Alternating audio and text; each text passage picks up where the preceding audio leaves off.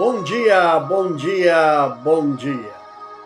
Que a graça, que a paz, que a misericórdia do Senhor Deus Todo-Poderoso seja sobre vossas vidas nesta manhã de quarta-feira, dia 18 de dezembro do ano 2024.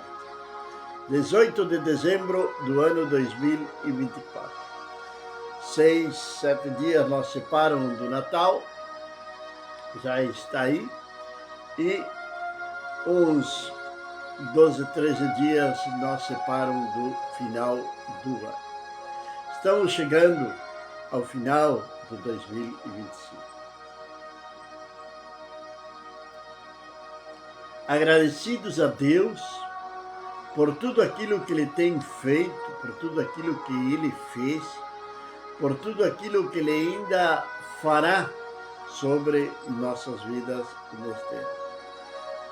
Que nossas expectativas, nossos sonhos, nossos projetos para o ano de 2025 venham estarem na presença do Senhor, venham serem direcionados por Ele, que venha ser feita a vontade de Deus sobre nossas vidas no ano de 2025. Seja realmente a vontade de Deus que venha a ser feita sobre nossas vidas. Sou o pastor Juan Teixeira e estamos começando a Bíblia, o Mate e o Amanhecer desde aqui da Igreja Luz para os Povos, Cacequi. Nós estamos situados na Rua Prudente Domingues, 440, na Vila Popular, aqui na cidade de Cacequi, Rio Grande do Sul. E queremos compartilhar uma palavra de Deus com todos vocês desta manhã, continuar nós vendo as 12 portas de Jerusalém. Já estamos na reta final, pois estão nos ficando somente 4 portas.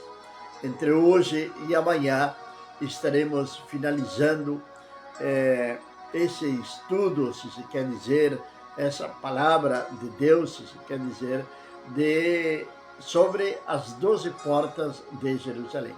Maria, bom dia, que Deus venha abençoar poderosamente sua vida, sua família, seu esposo, seus filhos, que Deus venha derramar da sua graça sobre a sua vida. Temos falado de diferentes portas durante estes dias. Portas nos falam de legalidade, portas nos falam de autoridade. No versículo número 29 da palavra de Deus, do livro de Neemias, capítulo número 3, vai nos falar o seguinte: depois deles reparou Sadoc, filho de Imer, de fronte da sua casa, e depois dele Samaías, filho de Sacanias, guarda da porta oriental. A porta oriental. A porta oriental nos fala de direção, nos fala de caminho, nos fala de esperança. A porta oriental, ela nos fala sobre a direção de Deus. Como a própria palavra está dizendo, esta porta estava ao leste, ela levava ao leste. Esta porta era extremadamente importante para o povo de Deus, pois ela está indicando o caminho. Era a porta por onde entravam os príncipes. Os príncipes, quando chegavam à cidade de Jerusalém, eles entravam pela porta oriental. Príncipes, reis, pessoas importantes. Está nos falando de direção. A direção de Deus é algo extremadamente importante nas nossas vidas. Nós buscamos muitas vezes a direção de Deus, não é verdade? Oramos e oramos e oramos, procurando a direção de Deus, pedindo a orientação de Deus, mas não ouvimos a voz de Deus quando Ele está nos orientando, e terminamos nós fazendo nossos próprios caminhos, terminamos nós fazendo nossas próprias vontades, terminamos nós fazendo nossos próprios caprichos, deixando de lado a direção do Senhor. A direção do Senhor é algo muito importante sobre as nossas vidas, para que nós possamos ter uma experiência real e verdadeira com Deus. Nós devemos de permitir que Ele nos dê a direção. O Salmo número 25, 12, o salmista vai falar o seguinte: quem é o homem que teme ao Senhor, Ele o instruirá no caminho que deve seguir. Queremos a direção de Deus, para que Deus venha nos instruir, para que Deus venha nos ensinar, para que Deus venha nos direcionar. Deve existir o temor de Deus em nossos corações. Se nós não tivermos o temor de Deus nos nossos corações, não somos absolutamente ninguém. Muito menos vamos ter a direção do Senhor Deus Todo-Poderoso. Hoje, o Senhor nos direciona através do seu Santo Espírito, através da sua palavra. A palavra de Deus, ela é como uma bússola, ela nos indica o caminho. Instrui a criança, diz a palavra de Deus, a própria palavra, e quando ela seja grande, quando ela seja adulta, ela não se afastará do Senhor. A palavra de Deus é lâmpada aos nossos pés no meio da escuridão. A palavra de Deus é que nos direciona. A palavra de Deus nos mostra o único e verdadeiro caminho para a salvação. Queremos direção, mas não queremos a palavra. Queremos direção, mas não deixamos o Espírito Santo de Deus falar conosco. Queremos direção, mas mesmo o Senhor nos mostrando o caminho, nos mostrando a direção, nós queremos fazer a nossa própria vontade. Tem caminhos que ao homem parecem retos. Tem caminhos que ao homem parecem retos, mas o fim deles são caminhos de morte. São caminhos de morte. Começamos uma caminhada, seja no que for, na crença, na fé, mas nossa fé é direcionada em quem, em que e qual é o nosso alvo, qual é a nossa esperança. É realmente Cristo a nossa esperança? É realmente o Senhor o que guia os nossos passos? É Ele que nos leva por caminhos que ao homem parece que estão errados. Muitas vezes pensamos que o caminho que Deus nos dá, ou que Deus nos indica, parece ser um caminho errado. Certa oportunidade, um fazendeiro, um granjeiro, um lavoureiro, estava colhendo seus grãos. E tinha na sua granja, na sua propriedade, um cavalo e um burro. Quando ele termina de colher os seus grãos, ele decide então enviar para um vilarejo que em linha reta estava perto dali. Porém, o caminho que levava ao vilarejo era um caminho longo, um caminho estreito e cheio de obstáculos. O lavoureiro colhe os grãos, carrega a carroça e prende o cavalo na carroça. Os grãos que sobram, coloca em sacos, coloca sobre o lombo do burro. E manda os dois levarem os grãos para o vilarejo. O burro, olhando o caminho e o peso que estava sobre seus ombros, disse: eu não vou seguir por este caminho. Este caminho é estreito, este caminho é mais longo. Eu vou procurar um atalho. E procurou o atalho. O cavalo, por sua parte, seguiu pelo caminho que o levaria para o vilarejo. O burro tinha que atravessar um riacho. Quando ele entra na água, aqueles grãos que estavam sobre seus lombos começaram a inchar. Então o peso que o burro levava se multiplicou sobre ele. Teve dificuldade para poder nadar. Começou a sentir o peso, o sufoco da carga. E começou desesperadamente a se esforçar para chegar até o outro lado do riacho. Ele chega, mas quando ele chega do outro lado do riacho, ele cai no chão, exausto, cansado, quase morrendo. Perdeu todos os grãos que levava, perdeu absolutamente toda a carga, e ali estava desesperado, sofrendo. O cavalo, por a sua parte, vai cumprir a missão que o seu dono, seu senhor, o tinha mandado. Ele vai chegar com os grãos até o vilarejo. O dono da lavoura, da granja, o dono do cavalo, do burro, ficou muito irritado com o burro. Então, a partir daquele momento, ele deu honra ao cavalo, deu um lugar de privilégio ao cavalo, e ao burro o colocou somente em trabalhos pesados, praticamente sem alimentação, passando muito perto de um trabalho escravo. O que nos ensina? Qual é a moral desta história?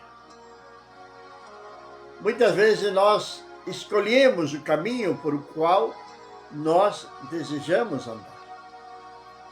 Em Provérbios está nos dizendo que tem caminhos que parecem que são retos ao homem, mas são caminhos que levam à morte. Ana Paula, bom dia, que Deus abençoe nosso irmão Fabiano, Deus abençoe a família nesta manhã. Que a graça de Deus esteja sobre suas vidas nesta manhã, em nome de Jesus. Então, que esta história do burro e do cavalo, ela possa servir de um alerta para nós. Muitas vezes nós queremos desistir do caminho do Senhor, e buscar outros caminhos que são mais fáceis, são mais fáceis para chegar ao lugar que nós queremos chegar. Às vezes as pessoas querem ou desejam prosperidade e procuram atalhos. Só que esses atalhos muitas vezes não levam a lugar nenhum. Não têm uma direção de parte de Deus. Nós devemos e temos que buscar a direção do Senhor Deus Todo-Poderoso todos os dias da nossa vida. Vamos sair, vamos ir ao mercado. Seja o Senhor nos dando a direção. Que seja o Senhor nos dando o discernimento daquilo que nós vamos fazer ali no mercado. Que Deus nos guie naquilo que nós vamos comprar e naquilo que nós não devemos de comprar. Em tudo, em toda e em qualquer decisão que nós queiramos tomar, se queremos, se desejamos, se almejamos que seja bem sucedida, permitamos que Deus nos dê a direção. A porta oriental deve ser restaurada nas nossas vidas. A porta oriental está nos falando da direção, está nos falando de caminho. Que o Senhor realmente seja o caminho, a verdade e a vida para nós. Que nós não venhamos nos desviar do caminho. Lembra de Bartimeu? Bartimeu estava sentado à beira do caminho. Ali estava Bartimeu, mendigando, pedindo, vivendo de esmolas. Mas o dia que ele se encontrou com o Senhor, a história de Bartimeu mudou totalmente. E nós vamos ler na história de Bartimeu, de que Bartimeu se levanta, deixa sua capa, vai à presença do Senhor, recebe o seu milagre e agora ele está no caminho com o Senhor. É isso que diz a palavra de Deus. E quantos têm recebido milagres nas suas vidas? Deus tem operado milagre de cura, de libertação, de restauração familiar. E hoje tem se afastado do Senhor. Provérbios, no capítulo número 3, a palavra de Deus nos diz, no verso número 6, se não me engano, desconfia no Senhor de todo o teu coração. Confia no Senhor de todo o teu coração e Ele endireitará as tuas veredas, os teus caminhos. Ele endireitará o caminho por o qual tu deves de andar. Não podemos, não devemos de querer fazer o nosso próprio caminho. Não podemos deixar o caminho do Senhor. Não podemos sair do caminho verdadeiro, o caminho do Senhor. Pois dele vamos encontrar provas, vamos, porque necessitamos ser aprovados. Iremos passar pelo vale da sombra da morte, iremos, mas não temerei, porque a tua vara e o teu cajado estão comigo. Iremos passar por momentos de deserto, de necessidade, de sede, de angústia, mas é Ele que nos leva a águas tranquilas. É Ele que prepara um oásis, é Ele que vai nos levar a descansar sobre os verdes pastos. Não deixemos o caminho do Senhor. Não deixemos de lado a direção do Senhor. Estamos para entrar no novo ano. Estamos aí tão perto de entrar neste novo ano. Quais são os seus projetos? O que você almeja para o ano 2024? Permita que seja Deus direcionando os seus passos. A palavra de Deus continua dizendo em Neemias capítulo 3, agora no verso número 31. Depois dele reparou Malquias, filho de Ourives, até a casa dos servos do templo e dos mercadores, de frente da porta da guarda, até ao eirado da esquina. A porta da guarda. A porta da guarda está nos falando de uma entrada de comerciantes. Era uma porta que era onde se passava também a revista As Tropas. Era onde se apresentavam as tropas. A porta da guarda é aquela porta que nós devemos de reparar e abrir novamente para que o Espírito Santo de Deus venha sobre nossas vidas e venha arrancar tudo aquilo que não pertence a Ele. A porta da guarda fala de inspeção, fala de revista. Ali na porta da guarda era onde se tomavam decisões importantes. Ali se reunia o Sinédrio. Ali se reuniam os homens importantes. porta da guarda, ela deve ser aberta, deve ser restaurada, deve estar pronta. Para quê? Para a entrada do Senhor Jesus permanentemente sobre as nossas vidas. Nós devemos de dar essa legalidade ao Senhor, para que Ele entre a organizar o que temos, tudo aquilo que nós temos, que Ele venha organizar aquilo que nós temos. Veja bem, a porta oriental está nós falando de direção. Agora, a porta da guarda está nós falando de inspeção, está nós falando de revista, está nós falando de coisas importantes nas nossas vidas. Mas quem deve de organizar tudo isso é o Senhor Jesus. Quando nós convertemos ao Senhor, nós viemos numa vida de escravidão do pecado, é verdade? Por mais que nós possamos falar que minha vida era tranquila, eu não tinha vício, não tinha isto, não tinha aquilo, mas mesmo assim, era um escravo de Satanás. Era um escravo de Satanás. Porque assim como aquela analogia do burro e do cavalo, nós buscávamos nos aproximar de Deus através de atalhos. E esses atalhos são religião, crenças, filosofias. Quando a única maneira exclusiva de nos aproximar de Deus e de ter um encontro real e verdadeiro com o Senhor é através do nosso Senhor Jesus Cristo. Ele mesmo nos ensinou que nós, quando fôssemos orar, era para pedir ao Pai em que? No seu nome, no nome de Jesus, que tudo aquilo que nós pedir no nome do Senhor Jesus, no nome do Senhor Jesus, nós iríamos receber. Mas as pessoas hoje, o homem comum hoje, pede em nome de quem?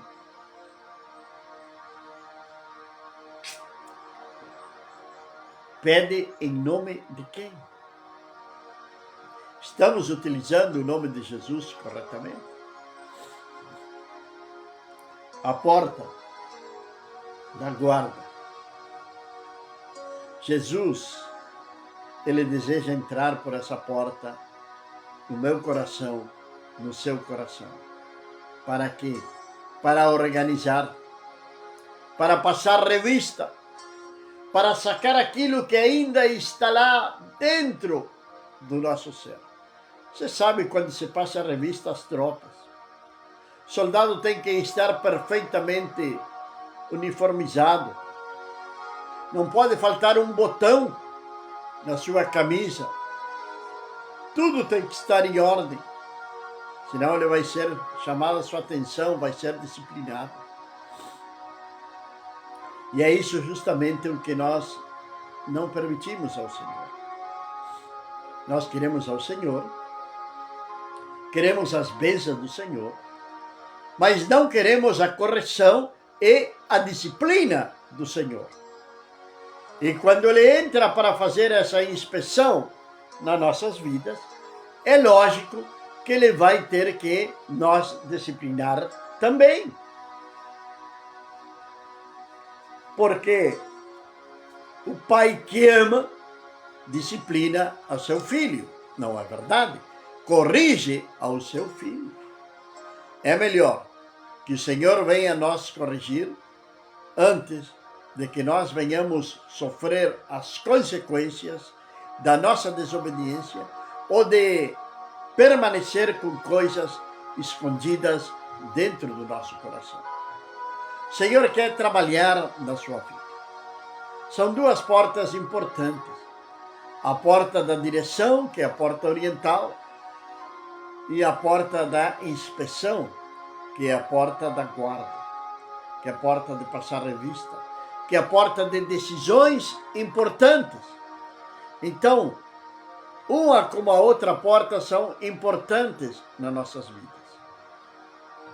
Que nossas decisões possam estar fundamentadas, alicerçadas na palavra de Deus.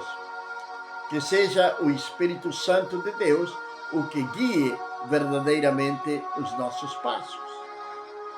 Na porta da guarda, que o Senhor possa inspecionar verdadeiramente o nosso coração. Eu lembro o salmista Davi dizendo: esquadrinha-me, Senhor, e vê se há em mim caminho de perversidade e livra-me dele. Vê se há em mim caminho de perversidade. Ele está pedindo a Deus, ao Senhor, que esquadrinhe o seu coração. Você, temos feito essa oração alguma vez? Temos pedido ao Senhor que verdadeiramente esquadrinhe o nosso coração e que nos livre do caminho da perversidade? Ou não temos a capacidade ou a ousadia, porque queremos esconder coisas de Deus? E quando queremos esconder coisas de Deus, é maior ignorância que estamos fazendo. Porque Deus é quem conhece todas as coisas. Ele é quem esquadrinha os nossos corações e os nossos pensamentos. Os pensamentos do Senhor, para você, para mim, para todos aqueles que caminhamos debaixo da sombra do Onipotente, são pensamentos de paz, são pensamentos de bem, são pensamentos de prosperar o nosso caminho, que possamos permanecer no caminho do Senhor, que não venhamos nos desviar, que venhamos tomar o exemplo de Bartimeu e nós levantar em fé. E quando o Senhor perguntar-te, que queres que eu te faça, nós possamos dizer também: Senhor, eu quero ver. Senhor, eu quero enxergar. Eu quero ver a tua vontade para a minha vida no ano de 2025. Senhor, eu quero ver tu entrar no meu coração para fazer essa inspeção, para limpar, para purificar. Não perca a oportunidade de começar um novo ano, mas também uma nova história com o Senhor. Uma história de êxito, uma história de conquista, uma história de vitórias. Até quando você vai viver na mediocridade? Quando Deus tem algo maior para você. Mas você tem teimado e tem teimado muito em caminhar no seu próprio caminho.